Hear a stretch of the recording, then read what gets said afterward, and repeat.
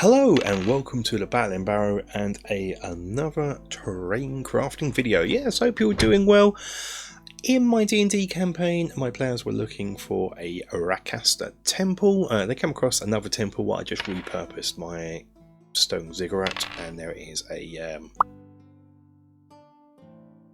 card here so you can click on it. And what I did then was just repaint it and make it look more jungly by adding foliage if you watch that video. But I need to make a Rakasta Temple. So what is this Rakasta Temple? Well, it is the entrance to a temple. It looks like a sort of sleeping lion with its mouth open. So let me show you what we're going to be making.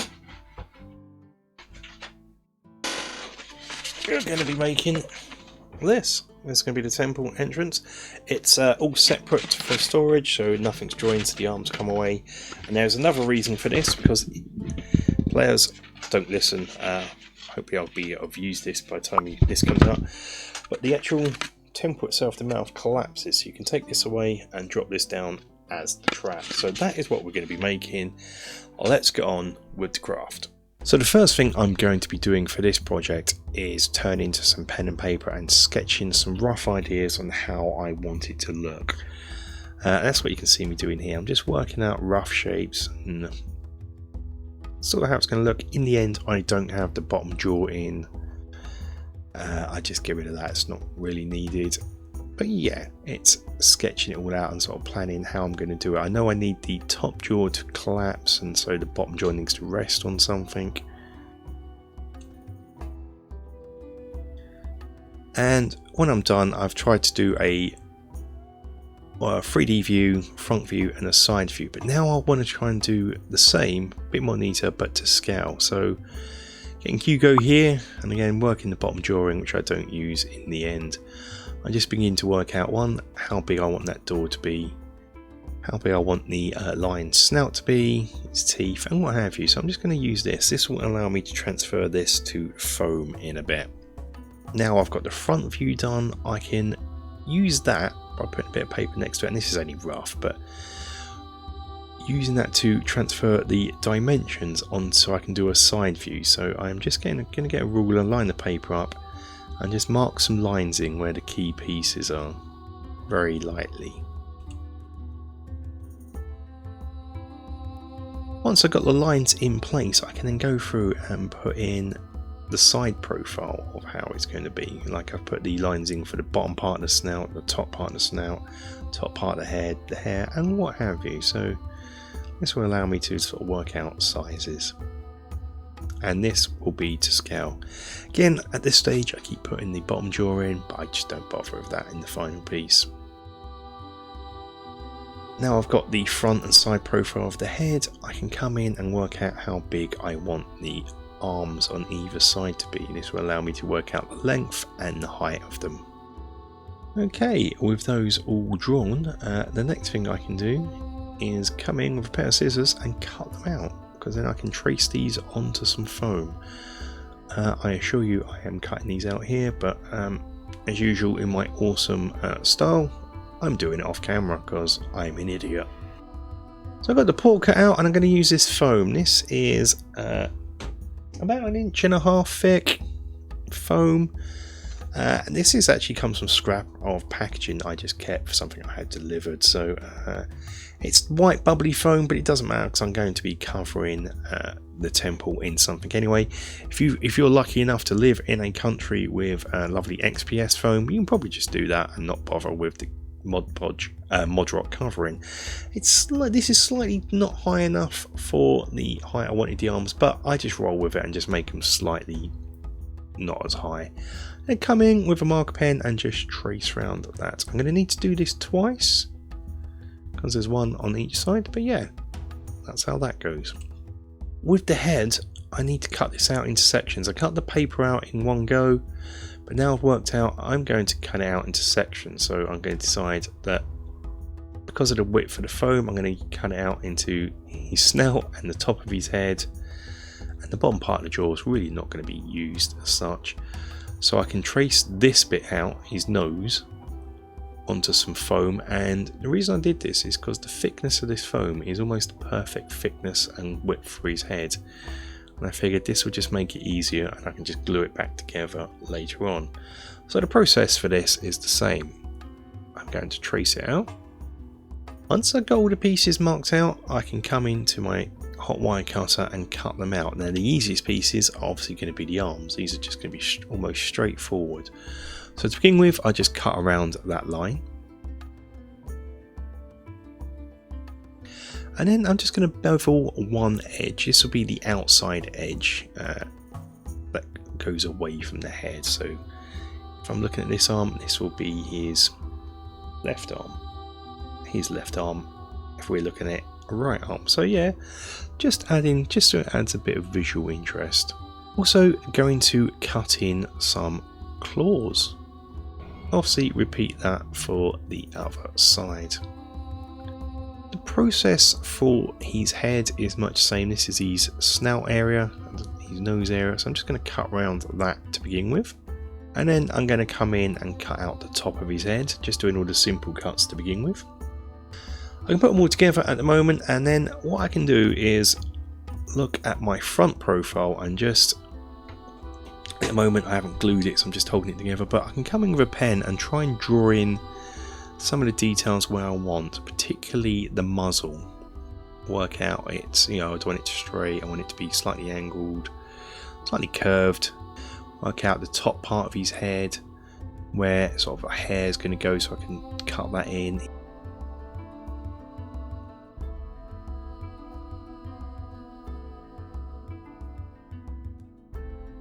His eyes and his nose. Once I've got that, it's back to the hot wire cutter, and this would be really easy with a hang one, but I've lost mine, so I might have to rebuy one.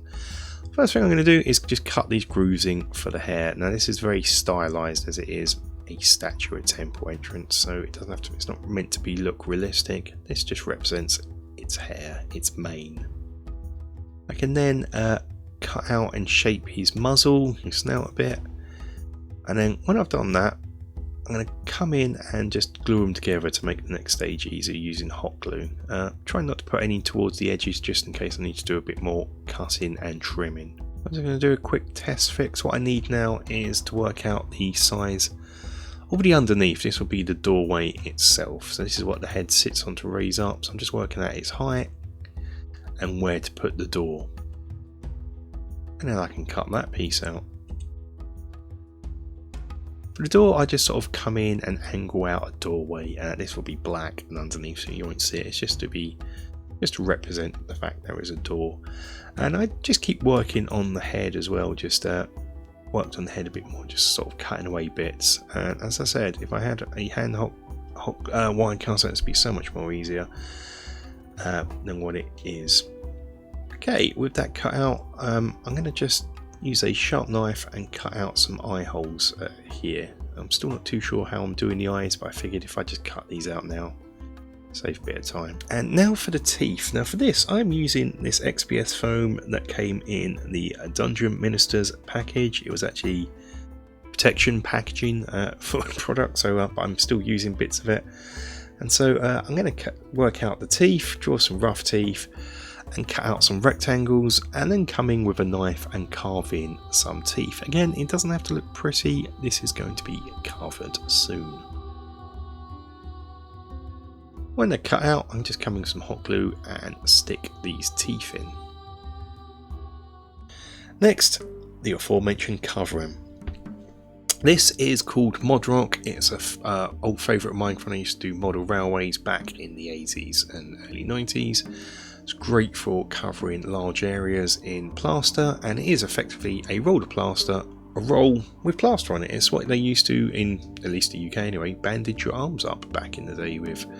So what I'm going to do is cut this into small manageable strips, and then you soak it in some water for a short while, just a few seconds, and then put it on the surface in question and just rub it in with your fingers until the plaster works its way covering the holes. And you just keep working it in, covering it up and working it in.